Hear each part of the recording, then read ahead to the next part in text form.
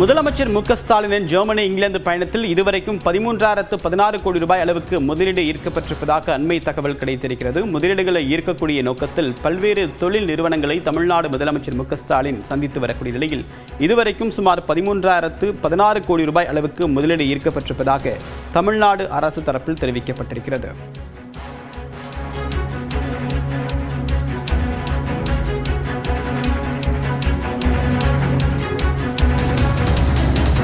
முதலமைச்சர் மு க ஸ்டாலின் இந்த பயணத்தின் மூலமாக இதுவரைக்கும் 13,016 கோடி ரூபாய் முதலீடு ஈர்க்கப்பட்ட நிலையில் தமிழ்நாட்டில் தொழில் வளர்ச்சி ஏற்படுத்துவதற்கும் இதன் மூலமாக இளம் தலைமுறையினருக்கு வேலைவாய்ப்பை உறுதி செய்வதிலும் இந்த முதலீடுகள் முக்கிய பங்காற்றுவதாக தமிழ்நாடு அரசு தெரிவித்திருக்கிறது. ஏற்கனவே தமிழ்நாட்டில் உற்பத்தி துறையுடைய பங்களிப்பு தேசிய அளவில் 15 விழுக்காடாக இருக்கக்கூடிய நிலையில் இதுபோன்ற பெரும் முதலீடுகள் மூலமாக அடுத்த பாய்ச்சலுக்கு தமிழ்நாடு தயாராகி வருவதாக ஏற்கனவே தமிழ்நாடு முதலமைச்சர் மு க ஸ்டாலின் தெரிவித்த நிலையில் இந்த தொழில் முதலீடு என்பது தற்போது புரிந்துணர்வு ஒப்பந்தமாக கையெழுத்தாகி இருக்கக்கூடிய நிலையில் விரைவில் இது நடைமுறைக்கு வரக்கூடும் என்றும் எதிர்பார்க்கப்படுகிறது. விரைவில் இதற்கான பணிகள் துவங்கும் என்றும் எதிர்பார்க்கப்படுகிறது.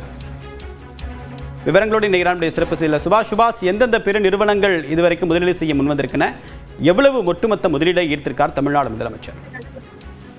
மின்சார வாகன உற்பத்தியில் ஹிந்துஜா குழுமம் 5,000 கோடி ரூபாய் முதலீடு மற்றும் ஆஸ்ட்ராஜெனகா நிறுவனம் சென்னையில் உள்ள அதன் உலகளாவிய கண்டுபிடிப்பு மற்றும் தொழில் மையத்தில் 176 கோடி ரூபாய் முதலீட்டில் விரிவாக்கம் செய்ய இருப்பதாக முதலமைச்சர் அவர்கள் முன்னிலையில் இந்த புரிந்துணர்வு ஒப்பந்தமானது கையெழுத்தாகி இருக்கிறது.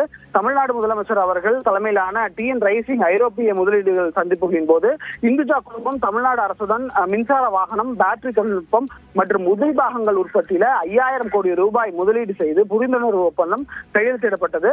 இதன் மூலம் 1000க்கும் மேற்பட்ட நபர்களுக்கு வேலைவாய்ப்பு கிடைப்பது உறுதியாக இருக்கிறது. மேலும் ஆஸ்ட்ராஜெனகா நிறுவனம் 2 ஆண்டுகள் தமிழ்நாட்டில் 3வது தொழில் முதலீட்டை அறிவித்திருப்பதாகவும் சென்னையில் உள்ள அதன் உலகளாவிய கண்டுபிடிப்பு மற்றும் தொழில் மையத்தின் GITC 176 கோடி ரூபாய் மதிப்பீட்டில் விரிவாக்கம் செய்திடவும் இதன் மூலம் தொழில் முதலீடுகளை ஈர்ப்பதற்காக தமிழ்நாடு முதலமைச்சர் அவர்கள் இங்கிலாந்து மற்றும் ஜெர்மனி நாடுகளுக்கான பயணத்தில் தமிழ்நாடு பெற்ற மொத்த முதலீடு 13,016 கோடி ரூபாய் உயர்ந்துள்ளது. இதன் மூலம் 17,813 நபர்களுக்கு வேலை வாய்ப்பு உருவாக்கப்பட்டிருப்பது என்பது குறிப்பிடத்தக்கது என்று முதலமைச்சர் சார்ந்த ஒரு செய்திக்குறிப்பானது வெளியிடப்பட்டிருக்கிறது.